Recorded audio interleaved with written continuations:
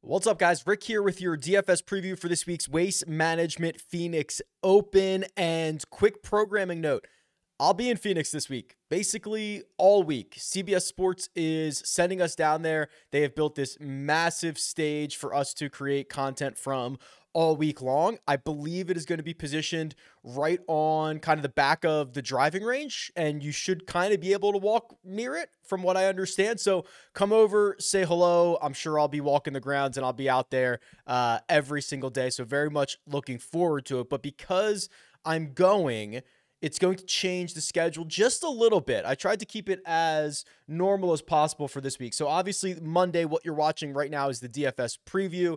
The betting preview with Andy will still come out Tuesday morning. The live chat is the big change. Instead of being 3 p.m. Eastern on Wednesday, it's going to be 10 a.m.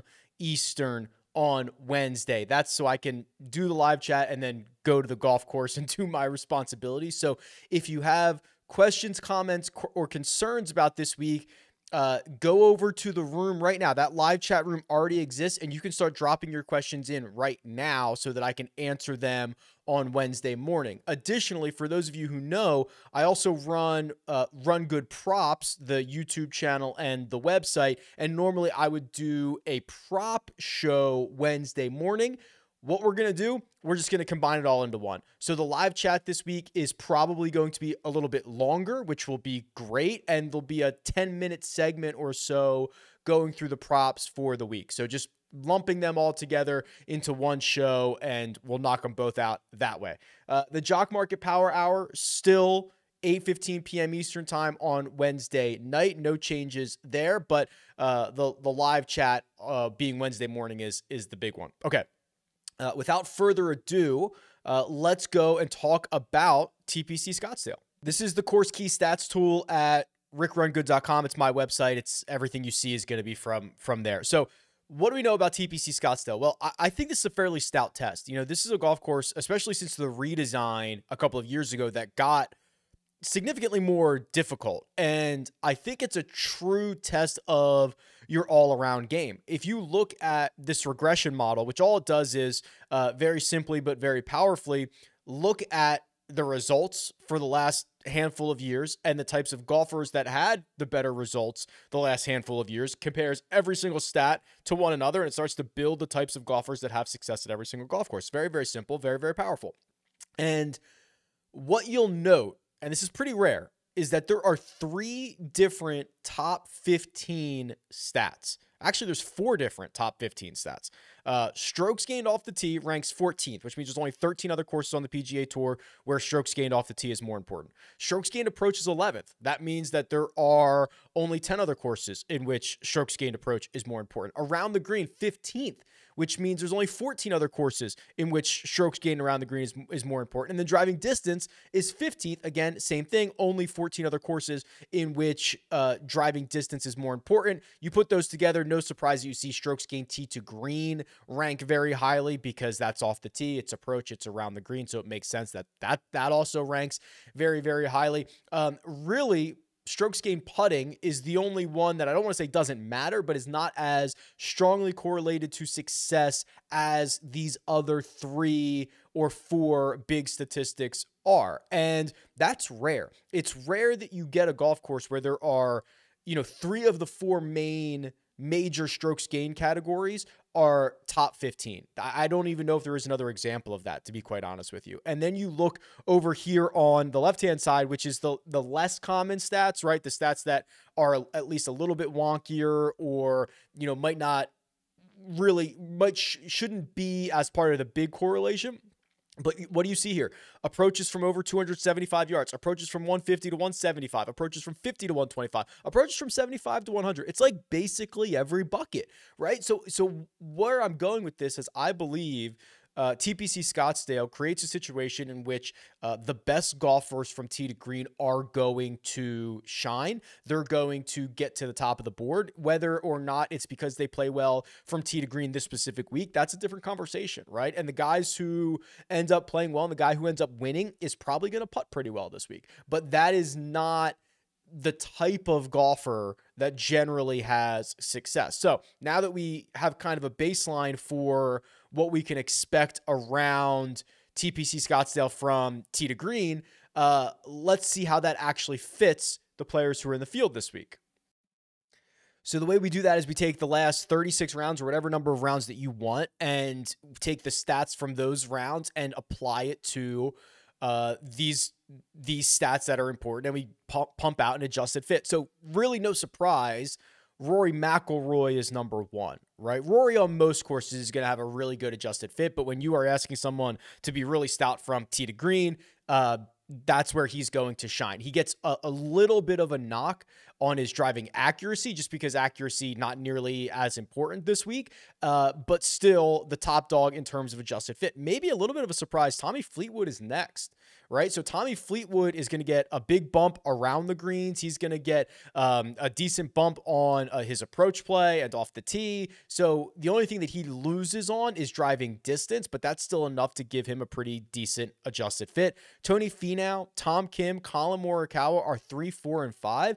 Curiously missing is Jon Rahm. Jon Rahm's here. He's like 8th on the list, so he's certainly not bad by any stretch of the imagination, and he probably does get a little bit of a knock because, you know, when you're using the strokes gain metrics, if you play a couple of events that we don't have the strokes gain numbers on, like Jon Rahm has played worldwide recently, he might get a little bit of a knock there. So if we actually open this up to like last 75-ish rounds just to kind of see how this would adjust from here. Yeah, Jon Rahm gets a little bit better. He actually moves up to 6. Tom Kim stays in there. Sung Jae Im gets a pretty big boost.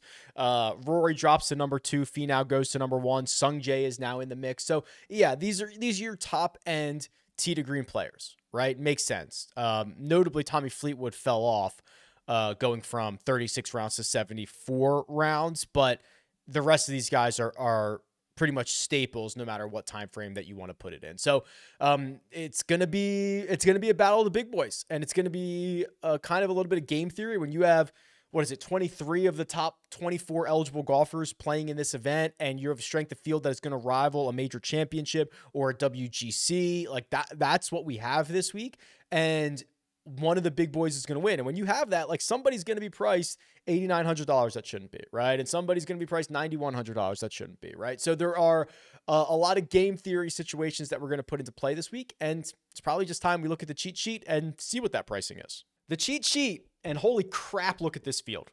Jon Rahm, Rory McIlroy, Scotty Scheffler, Tony Finau, Xander Schauffele, all over 10K. You've heard the stats. You've seen them, right? Rory and Rahm have won combined something like half of their last 14 starts. They're both absolutely insane. If you go to the golfer power rankings, last 50 rounds, they are pretty much head and shoulders above the rest of the field. Rory gaining nearly 3 strokes per round. Jon Rahm at 2.25. Tony Finau, the only other guy over 2. And if we were to lower this time frame to like the last 24 rounds, you would see these two basically creating a monster gap between them and the rest of the field. So it is absolutely no surprise to see them as the 2 most expensive golfers here. If you can only have one, which one is it? Well, let's do a little bit of a deep dive into both of these guys. Rory McIlroy has this outrageous stretch of huge gains, double-digit gains, right? And I'm talking in terms of strokes gained total. So in his last 6 starts, the worst he's done is gaining 10 strokes to the field. That's insane, right? So he's gone 10, 14, 13, 14, 12, 14. He has everything inside the top 8, going back to the BMW Championship, 3 victories along the way. That streak of him not gaining double digits to the field, that ended, if you go back, at the Tour Championship, which is a staggered start. It's a weird thing. He didn't need to gain all those strokes, still won. So just an outrageous stretch of golf. He's back to being the best driver probably on planet Earth. He has not lost strokes on approach since the Valero Texas Open. We're 10 months removed from that. The putter has been diabolical, right? +4 in Dubai, +4 at the DP World Tour Championship, +2.7 at the CJ Cup. I mean, he's got it all going right now. When we look at Jon Rahm, he also has a little bit of the good course history stuff as well. I mean, he's been great at TPC Scottsdale.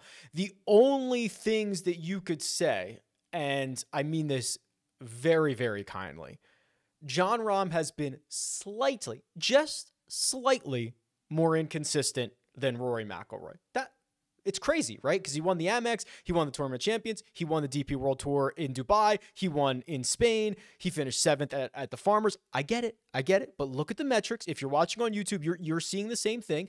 Jon Rahm lost strokes on approach at the Tournament of Champions. Jon Rahm has lost strokes around the green twice in his last 7 or 8 starts, has lost strokes putting once in his last 2 starts. That is not saying, like, when Rory McIlroy in his prime is the bar and Jon Rahm is probably touching that bar and everyone else isn't even on the same planet, do not take that as a knock against Jon Rahm. I'm just pointing out some of the statistical stuff that we see in these 2 profiles. How are you going to decide between the 2? I have no idea. Flip a coin. I truly do not have a great way of breaking this tie. Rory's $200 cheaper.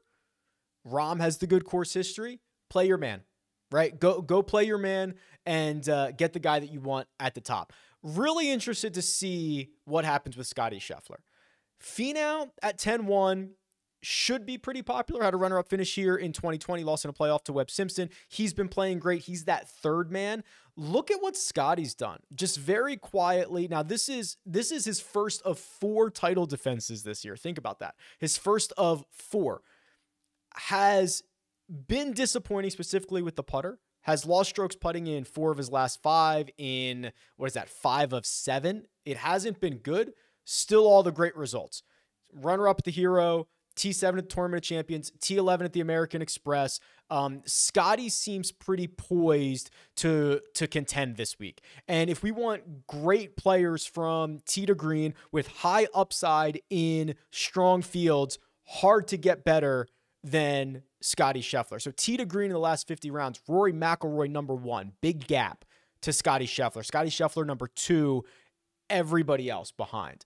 We talk about strength of field a lot, and I don't know this off the top of my head, but I imagine, because I'm pretty sure I've done this stat before, if we go back to the start of 2020 and we just crank the strength of field rating up on the Holy Grail to everything over 600, which is like WGCs and major championships, I bet you Scottie Scheffler grades out very well here. Let this load. Yeah.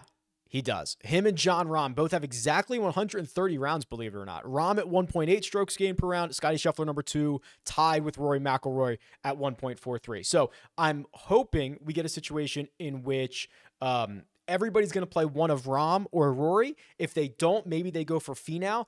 I think Scheffler very early in the week, obviously, like AT&T Pebble Beach just ended like 15 minutes ago is when I'm recording this because I wanted to have all the updated data in there. That is what I hope is the overlooked man. We shall see. The other 2, Finau and Xander, you're going to hear me say this a lot, right? I mean, we're splitting hairs here. This is like 24 of the top 25 players in the world. They're separated by a couple of $100. Finau is very clearly a third, but Xander has, a third in terms of, strokes gained total behind Rory and Rahm and some of these, some of these last 36, some of these last 50 things that we run. Xander is starting to come around, right? I mean, the only bad start that he's had dating back to Memphis of last year was when he WD'd at the Tournament of Champions. And that was injury related and he bounces right back and he starts playing well. If we look at his Phoenix history, it's pretty splendid. 5 starts, no worse than T17, back-to-back years where he's gone T3, T2, ball striking like crazy when he gets to Phoenix. So this is really good stuff. So early in the week, without knowing what the ownership is going to say, I'm circling Scheffler to be a little bit different. We'll see what Xander does, but these are the top 5 players in what is essentially a major championship caliber field. They're all great. We just got to decide how to break these ties. The 9K range, let me start with someone that I'm a little bit worried about. And it's really hard to be like, oh, I'm just going to like full fade any of these guys at the top because it's absolutely scary. All of them are phenomenal and can break out at any moment. Especially when you look at Justin Thomas is who I'm referring to that I'm a little bit worried about because he has 5 straight top 17s in Phoenix. The last 4 have been T8, T13, T3, T3. So that's really scary. But look at what he's done, right? So he gained 7 strokes on approach last year. He gained 8.5 in 2019. He gained 5 in 2018. And gained multiple strokes putting in 4 or 5. That version of Justin Thomas is not really what we're seeing right now. Since the Scottish Open, so this goes back pretty far, measured stuff only, he is almost exactly tour average on approach. That's not good, especially because he is generally a very poor putter, right? He's lost multiple strokes putting in 5 of his last 8, and he's only gained strokes putting twice during that stretch, and he's never gained more than 1 stroke. So that's scary because he has to out-hit his putter, and he's not out-hitting it. Then in the last 2, the Tournament of Champions and the Farmers, he's also lost strokes off the tee. So I see a golfer who probably needs to putt better than he's been putting, probably needs to hit his irons better than he's been hitting them, and probably needs to drive it better than he's been driving it. When you just compare that stat profile to everybody else in kind of the upper end of this field, it's worse. It's objectively worse. Okay. I think that's fair to say. I think Justin Thomas would agree with that statement. It is objectively worse. So that is a little bit concerning when you have so many other great options like Collin Morikawa. So obviously he shoulda, woulda, coulda won the Century Tournament of Champions, right? He ends up finishing runner-up, I believe. Yeah, runner-up. And then he goes out and finishes 3rd at the Farmers. And now you've got a stretch of 4 really strong tournaments. And you throw out the ones in 22. Let's just look at this year. Runner-up and a 3rd place finish. He gained 10.3 strokes ball striking at the Farmers Insurance Open. So that's 3.6 off the tee, another 6.7 on approach. He's gained with the putter in each of his 2 starts in 2023. We know that can kind of go away at any moment, but this is a golf course that asks you to be elite from tee to green. I know someone who is elite from tee to green. His name is Collin Morikawa. He's played here once. 2020, gained 6.8 strokes on approach. He lost 5 putting. If he doesn't lose 5 putting, probably wins this golf tournament, right? Because it would have been a plus, would have been like plus 11 for the week. I wonder what was that? 2020? That was Simpson's year. Hold on a second. He wouldn't have won it. He would have finished in that tie for 3rd. 14 under would have been 3rd. Guys, Simpson and Finau were 3 shots clear of everybody else. They were at 17 under, but you get my drift, right? He just putts to a 0, and that's all we're asking him to do. Basically, every time he tees it up. So this is a really solid stat profile. He's looking a lot like vintage Collin Morikawa. Splendid stuff. I don't care that he didn't win the Tournament of Champions. I don't care about any of that. The rest of this 9K range, pretty fascinating. How many will go back to home at 9,900? Is it deserved? Absolutely it is. But when you've got Morikawa and Cantlay's played here once, finished runner-up last year. Cantlay is an absolute fantasy point scoring monster. Let me see if I can pull this up for you. This is his fantasy point per percentile, where basically it's like what percentile of the field do you finish in every single start in terms of fantasy points. And this average here, this green line is basically his average. So he averages like the 78th percentile. But look at how many of these are up in the 90th and 100th percentiles, right? And these are all like weeks where you win your matchup in season-long fantasy, or he is in the optimal lineup, or he is close to it, and he has very few really bad weeks, right, where he just gives you nothing. Those are pretty few and far between. Obviously, the great history here, and the T26 at the American Express, where he lost 3 strokes putting. Yeah, the putter has been kind of bad twice in his last 4 measured starts, but look at what he's capable of doing. You know, he gained 2 strokes ball striking at the American Express. Remember, that is only going to end up being, 2 measured rounds for him, because that was a 3-course rotation. So in 2 measured rounds, he lost 3 strokes with the putter. He is capable, and we see it all the time, gaining 3, 4, 5, 6 strokes over the course of 4 rounds. So I think he's a pretty sneaky option when I think everybody starts running to Max. Everybody starts running to Collin. Everybody might want to go to Hideki at 94. He's got great history around Phoenix. Obviously has won here twice and then played well at the Farmers, right? I think he's going to catch a lot of steam this week. So Cantlay kind of hanging out in the middle of the 9K range. We'll see what that ownership ends up being. The bottom two or even the bottom three of this $9,000 range.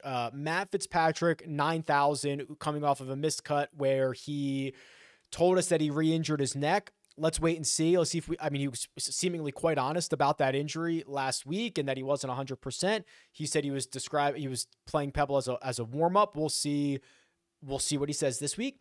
Tom Kim and Sung Jae Im. Let's start with Sung Jae. I've not done a deep enough dive into Sung Jae on the show in a while. I think there's just this idea that, yeah, like everything, I love Sung Jae, right? What are we seeing from Sung Jae? Are we seeing the good ball striking version of himself? The answer is kind of, right? So Tournament of Champions, he gains 3 strokes ball striking, finishes in the upper half of the field. Misses the cut at Sony. This is where he kind of burned everybody. I think there was an expectation that Sung Jae was going to contend and win. He was one of the favorites, misses the cut. Comes back at the American Express. Now, again, it's a lot more difficult to quantify because you're only seeing 2 rounds here, but he gained 1 stroke in the ball striking categories over 2 rounds, but finished T18, gained 9.8 in total. And then at the Farmers, this is what you want to start to see, right? 7 on approach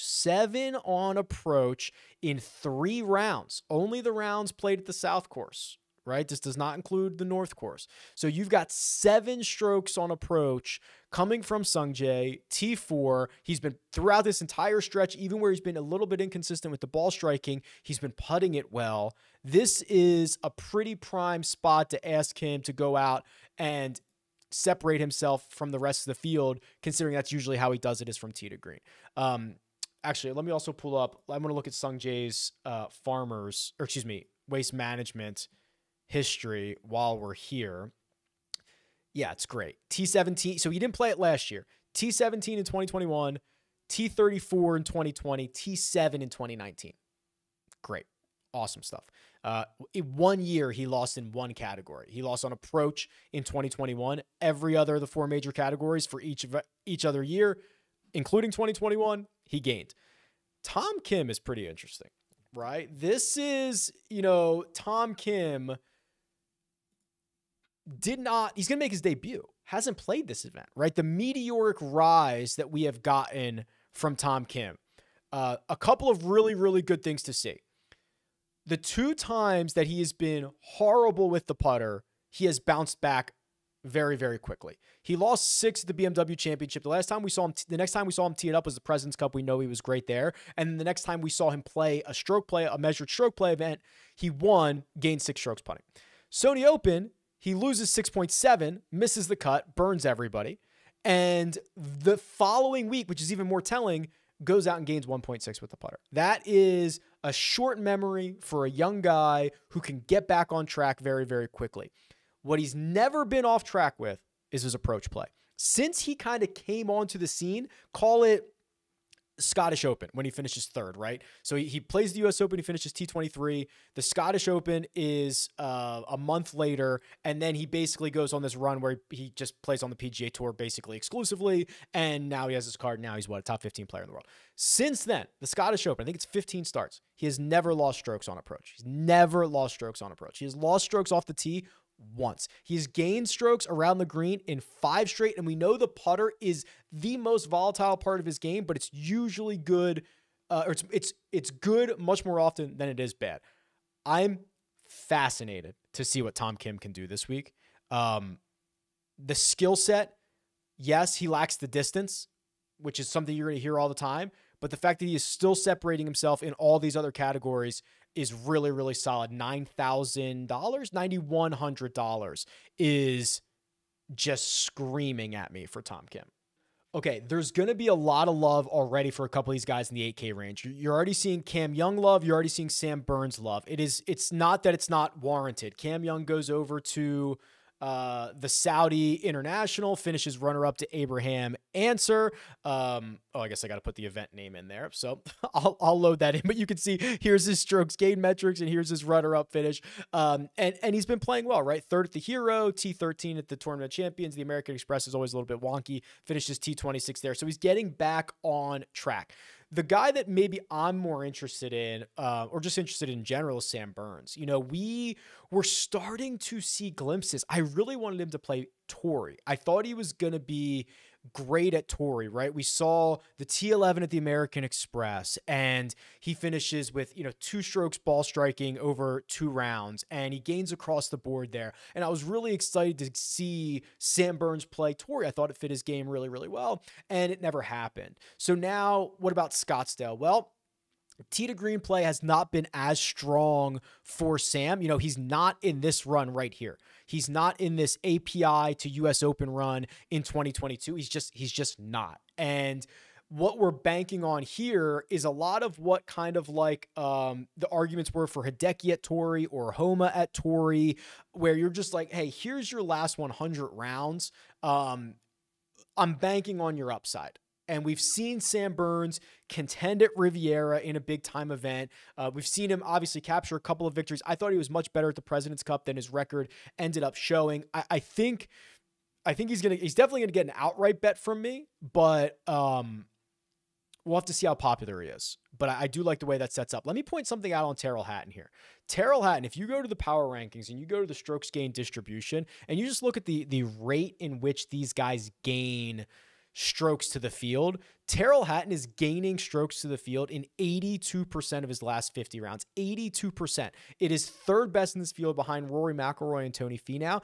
It's tied with Scottie Scheffler. Now you can see he lacks the upside. He doesn't gain 1 or more stroke as often as those guys. He doesn't gain 2 or more. 3 or more, he's kind of in line with Scottie, and then it falls off a cliff. He doesn't gain 4 or more nearly as much. In fact, a third of a time compared to Scottie. Same thing for gaining 5 or more in a single round. So this is kind of a safer option, Tyrrell Hatton. The ability for him to go out, gain strokes every single round or gain 1 every single round, but unlikely that you see the upside. If you want to see what that looks like in terms of actual results, looks like this. T38 at the Hero Dubai Desert Classic, T7 in Abu Dhabi, runner-up at the DP World Tour Championship, T13 at the CJ Cup. So he hasn't played a whole ton, and his last 4 starts have been European Tour starts, but it's been solid nonetheless. The worry that I have in this 8K range, and this is probably the first time you're ever going to hear me say this, is Taylor Montgomery. We talked about at the top, this is a golf course that is rare, where it's asking you to be stout from tee to green, like really, really stout. And it's not that Montgomery isn't. He's fine. Gained 3 strokes from tee to green at the Farmers, 3 at the American Express, 2.5 at the RSM Classic. But he has never gained 3 or more strokes from tee to green in a tournament. Even with all these great top 15 finishes, right? We know how reliant he's been on the putter. So it is not that Montgomery cannot win. It's just that his path or play well or have success, whatever you want to define it as, but his path to the top of the board is much more narrow this week as opposed to a week that will not put so much emphasis on that tee to green play. The $7,000 range. There's a lot of pretty good options here. Shouts to Keegan Bradley and what he's been up to, right? I mean, what's another demanding tee to green golf course? Obviously Torrey Pines. And Keegan goes out there and gains, let's see, 7.5 strokes from tee to green that's 3 measured rounds, 7 strokes with the putter as well. Now, you are liable to get a -5 week with the putter from Keegan. Like, that's possible, but it is worth noting that now in his last 5 starts, 3 of them he has gained multiple strokes with the putter.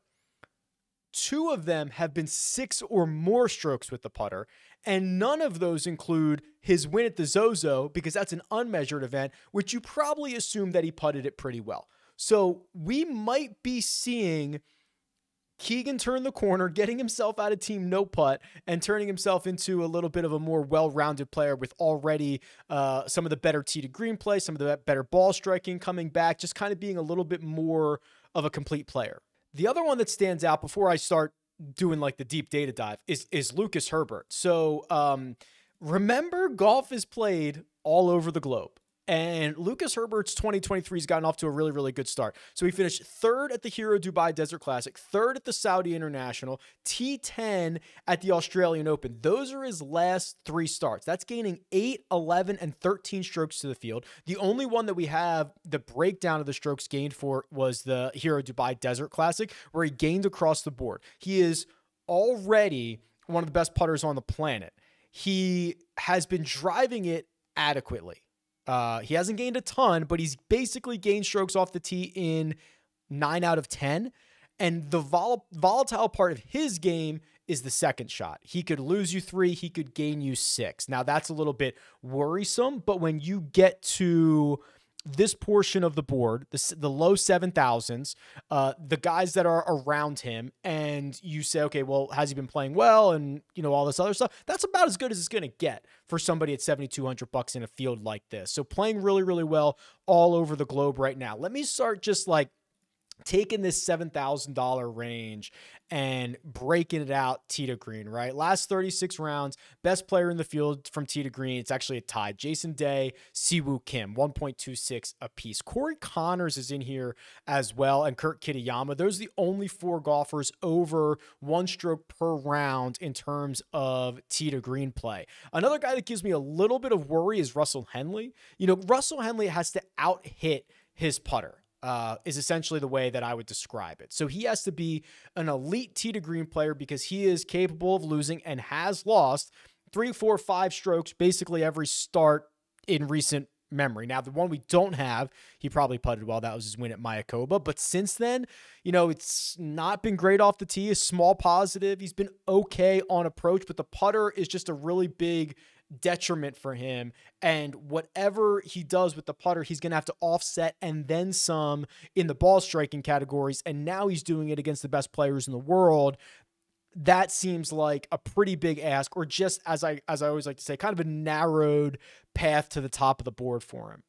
JT Poston is at $7,300. JT Poston, remember when he had those 3 consecutive top 21 finishes? Well, they were all T21 exactly finishes. That streak is now over because he finished T6 at the American Express. How about that? So we've got 4 really good runs at this from JT Poston, where he's gained on approach in all 3. He's gained off the tee in 3 out of 4. The one that he did not gain in was just the 2 measured rounds at the Dye course, the Stadium course, the American Express. He could have very well been better off the tee at the other 2 courses. He's gained around the green in 3 of 4, gained with the putter in 3 of 4. And then you say, well, Rick, what has he done in Phoenix? You know, you got to have a little bit of history. You got to have a little bit of experience, which I don't know if that's actually true. Has never missed a cut here. T11 in 2021, T23 in 2022. Great metrics across the board. His worst finish is a T37 in any of those 4. So I think he'll be popular in that lower 7K range, and it's certainly warranted. He's probably playing some of the better golf that we've seen from him in quite some time. You guys know I've been bullish in general on Garrick Higo. I think that continues. He continues to play well now that he's split with Claude Harmon. But Gary Woodland's here. So Woodland's won this event before, and we've tried to get glimpses of good Gary again, right? He has the top 10 in Houston, but he doesn't play well at the Sony, where he loses 3 strokes on approach. But then the 3.7, this is the thing that gets me. He's always going to reel me back in with this. Gaining 3.7 ball striking at Torrey Pines is splendid. Just splendid stuff in 3 rounds.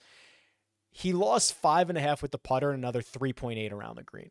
So he lost 9.5 in the short game categories, which is not the first time in his last 4 starts he has lost that many, which as terrifying as this is. So he lost 11 in the short game categories at Congaree, lost 9.5 at Torrey.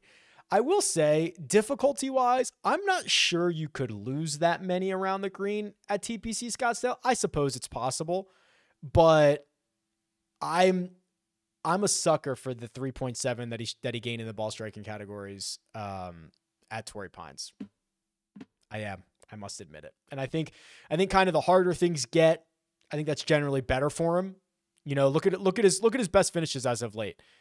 10th place finish at the US Open, T9 at Memorial Park, the 3.7 at Torrey Pines that he gained. Yeah, I mean, those are his best finishes, and they're all 3 difficult golf courses. So I'll take a flyer there. Probably just match the field or be a little bit overweight. I won't do anything crazy. It's not an all-in situation on Gary Woodland. The 6 is, there's a couple obvious ones. I think you got to go back to Hayden Buckley, right? Runner-up finish at the Sony. He misses the cut at the Farmers after shooting, I think it was 80 in round 2. It was ugly. You got to give him a crack here, right? Just the skill set alone. He's the best driver of the ball in the 7K or in the 6K range. He's probably one of the best from tee to green in general in the 6K range. You gotta give it a crack. Johnny Vegas, if you guys haven't been paying attention, is back. So he had shoulder surgery, so he missed time in the fall. He's played twice, I believe, now in 2023. Yeah, he did. It's a dirty little stat line. So watch this. American Express, he misses the cut, gaining a stroke and a half to the field. That is the rub of the green on a multi-course, 3-course rotation where you're just on the wrong side of it. He gained to the field in 3 rounds and missed the cut, a stroke and a half. That's hard to do. Really hard to do. Gained across the board. Farmers, true test of golf, 4.4 in the ball striking categories in the positive, loses 2 strokes putting. It's the only place that he lost, and he finished T25. So we've got 2 really strong stat lines for a guy who I think is $6,800. He might not even be that much, $6,700. So 2 really strong stat lines, one where he gets unlucky with a miscut, one where he gains a bunch of strokes in the ball striking categories at Torrey Pines. Like, yeah, that makes a lot of sense. It's admittedly going to be difficult for some of these 6K guys to really make a splash. The other one that I would consider, and you got to remember, this is just like, as much as I would love to just look at the spreadsheet and say, oh, this guy's in, this guy's out, you gotta remember the human side of things here. So Nate Lashley goes T3 at the Sony Open, where he gained 5.5 strokes ball striking, 8 from tee to green. He looked great. That was awesome. The American Express, he misses the cut. Fine, whatever.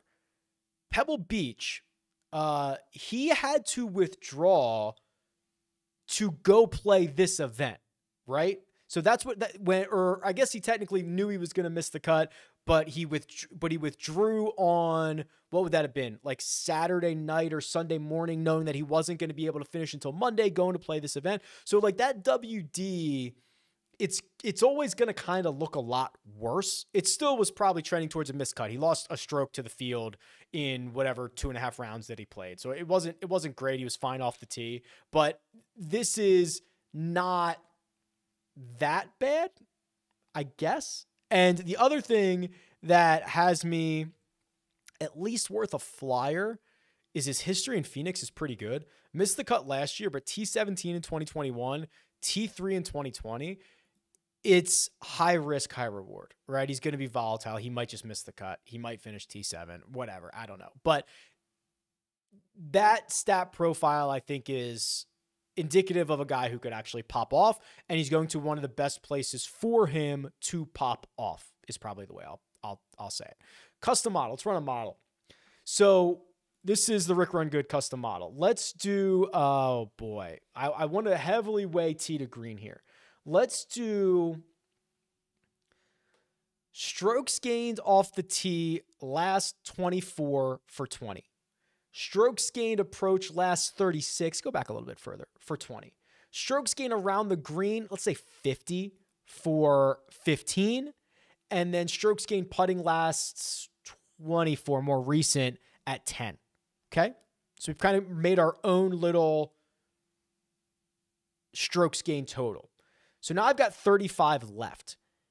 What I will also do, I will do the course history thing. I do think that is pretty important. So let me do TPC Scottsdale for 20. That gives us 15 left. Let's just put the last 15 on odds, on the implied win percentage.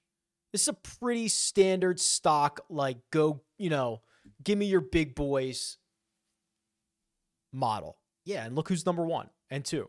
Rahm is 1, Rory 2, Cantlay 3, Hideki 4, JT 5. That's worrisome for me. Terrell Hatton 6, Scotty Scheffler 7. So this is actually not super crazy, right? Xander 8, Spieth 9, Morikawa 10. So the outlier. So let's look at the outliers here. Hatton being 6th is an outlier, way above his position. Jordan being 9th, above his position. Ricky Fowler being 12th, and Matt Kuchar being 13th. Finau being 14th, being well below his expectation.